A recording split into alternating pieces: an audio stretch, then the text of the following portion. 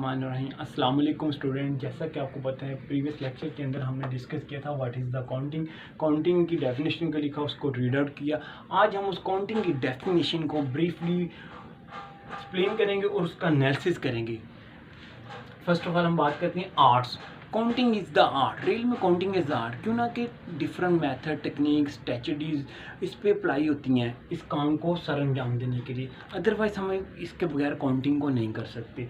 इसी तरह रिकॉर्डिंग है। इस जैसा कि वीडियो के ज़रिए ये मेरा लेक्चर रिकॉर्ड हो रहा है, इसी तरह बिजनेस की डेली बेसिस पर जो भी एक्टिविटीज़ होती है उनको साफ की कुतुब में रिकॉर्ड किया जाता है। अगर बिजनेसमैन अपनी डेली बेसिस की एक्टिविटीज़ को रिकॉर्ड ना करे तो वो फिर बिज़नेस के एक्चुअल रियल रिजल्ट्स को चेकआउट नहीं कर सकते।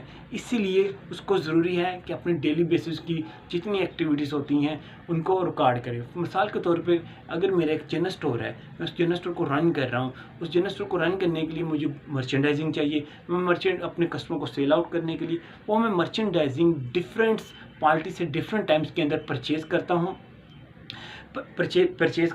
उनको सेल आउट करने के लिए। सेल आउट करने के लिए मिसाल के तौर पर मैं ऑयल, घी, शुगर तरह की चीज़ें मैं परचेज़ करता हूँ डिफरेंट पार्टी से। उनको मैं उनकी डेट वाइज मैं रिकॉर्ड करता चला जाऊँगा।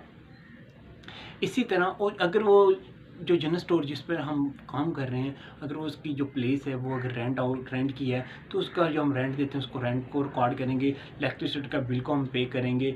इसी तरह यहाँ जनरल स्टोर को चलाने के लिए कुछ लोग हमने रखे होते हैं, उनको हम सैलरीज देते हैं। जितनी भी एक्टिविटीज़ होती हैं बिज़नेस को रन आउट करने के लिए, उन सब की सब एक्टिविटीज़ को डेट वाइज हम रिकॉर्ड करते चले जाएंगे।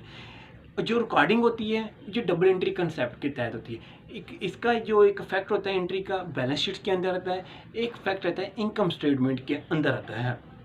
ऐसा भी हो सकता है कि ये जो डबल एंट्री का जो फैक्ट है वो एक स्टेटमेंट में भी आ जाए, चाहे इनकम स्टेटमेंट में आ जाए चाहे बैलेंस शीट के अंदर आ जाए। ऐसा मुमकिन है, ऐसा हो सकता है। ये नहीं है कि ये दोनों सेपरेट आना ज़रूरी है, एक ही स्टेटमेंट में भी आ जाए तो ठीक है, कोई इशू नहीं होता है इसके अंदर। हम आगे बात करते हैं जितनी हमने रिकॉर्डिंग कर ली है, अब जितनी भी बिजनेस की हमने रिकॉर्डिंग की है उसको हम क्लासीफाई करते हैं। जितनी भी रिकॉर्डिंग की है उनको हम उनके सेपरेटली काउंट बना लेते हैं, ताकि इंडिविजुअली काउंट बना लें, ताकि उनकी इंडिविजुअली कम्प्लीटली हर एक काउंट की हमें इन्फॉर्मेशन मिल सके। फॉर एग्जांपल जैसा कि कैश हमने देखा कि हमने परचेजिंग की, हमने कैश पे किया, हमने सेल की, हमने कैश रिसीव किया। जितनी भी सेल हमने हुई, जितनी परचेजिंग हुई, उनका कैश का बैलेंस अकाउंट्स को अलग अलग कर लें। डिफरेंट अकाउंट्स हैं। हेड ऑफ अकाउंट्स से अलग से टॉपिक है, इसके अंदर एसेट, ऑनर इक्विटी एक अलग से टॉपिक है जिस पर हम ब्रीफली नेक्स्ट लेक्चर के अंदर बात करेंगे, जिसके अंदर asset, liabilities, owner equities, revenues और एक्सपेंस आते हैं। ये अकाउंट्स ऑफ टाइटल्स होते हैं। अब हम बात करते हैं समराइजिंग की। जितनी भी हमने क्लासीफाइंग की है, चीज़ों को क्लासीफाई कर लिया, सेपरेट कर लिया, अकाउंट्स बना लिए, सभी के डिफरेंट डेट वाइज रिकॉर्ड कर लिया, अब उनको इकट्ठा कर दें, समराइज़ कर दें। अब हम चेक करते हैं कि परचेजिंग की कैश पे किया, सेल की कैश रिसीव हुआ, किसको माल उधार पे दिया तो उससे कैश रिसीव हो गया। जितनी भी कैश के रिलेटेड जितनी एंट्रीज हो चुकी हैं, जितने अकाउंट्स हैं, सब बैंक के अंदर से जो हमारा कैश निकलवाया, जितने भी कैश की सारी कैश को एक जगह इकट्ठा कर लेंगे। हम चेक कर लेंगे टोटल कैश हमारे पास कितना रिसीव हुआ है, हमने टोटल कैश में से कितना पे आउट किया है। हम उसका फाइनली बैलेंस चेक कर लेंगे कि हमारे पास प्रेजेंट ऑफ कैश इतनी मौजूद है। रिकॉर्डिंग कर ली, क्लासीफाई कर ली और समराइज़ कर लिया और इसका फाइनल बैलेंस भी जांच लिया। हमारा आगे वाला जो स्टेप होगा वो हम फाइनेंशियल स्टेटमेंट यानी फाइनेंशियल रिपोर्ट बनाएंगे, फाइनल रिपोर्ट तैयार करेंगे।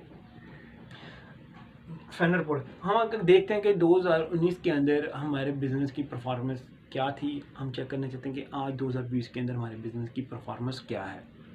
इसके लिए हम जब ये चीज़ें देखते हैं कि 2019 की निस्बत आज हमारे बिज़नेस की परफॉर्मेंस बुरी है, एवरेज नहीं है, अच्छी भी नहीं है, बुरी है, तो हमें क्या करना चाहिए, हमें अपने बिज़नेस को ग्रूम करना चाहिए। कैसे ग्रूम करें, इसके लिए स्ट्रेटजीज बनाएं, प्लानिंग बनाएं, गोल्स बनाएं, ताकि हम अपने बिज़नेस को ग्रूम कर सकें।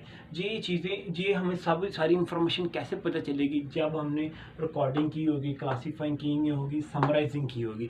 अगर हमने ये काम अगर नहीं किया, रिकॉर्डिंग, क्लासीफाइंग और समराइजिंग नहीं की, तो हम ये चीज़ें नहीं जान सकते। हमें नहीं पता चल सकता कि आने वाले वक्त में मार्केट के अंदर हमारा बिजनेस स्टेबल रहेगा या नहीं रहेगा, हमें नहीं पता चलेगा। इसीलिए हमें ये रिकॉर्डिंग, क्लासीफाइंग और समराइजिंग करना बहुत ज़रूरी है होता है। अब हमने फाइनल रिपोर्ट बना ली है, हमें पता चल गया कि हमारे बिजनेस की जो पोजीशन है वो बुरी है, तो हम उसके लिए सारी स्ट्रेटजी करेंगे इम्प्रूव करने के लिए, बेहतर करने के लिए। अदरवाइज़ हम अपने बिजनेस को अच्छी तरीके से रन नहीं कर सकते। मैंने आज आपसे शेयर किया है, डिस्कस किया है, वो बहुत ही इम्पोर्टेंट है काउंटिंग के हवाले से, क्योंकि मैंने आपको काउंटिंग की डेफिनेशन को जस्ट पढ़ कर नहीं बताया, बल्कि इसको स्टेप में तोड़कर बताया, ताकि स्टूडेंट को काउंटिंग आसान लगे, बआसानी समझ आ सके। अगर आप आइंदा इन सारी चीज़ों को अपने माइंड में रखते हुए काउंटिंग करेंगे, तो आपको काउंटिंग बहुत आसान लगेगी, चीज़ें क्लियर लगेगी। खुदा हाफिज़, मिलते हैं अगले लेक्चर के अंदर, जिसके अंदर हम बात करेंगे what is the debit and credit and double entry concept.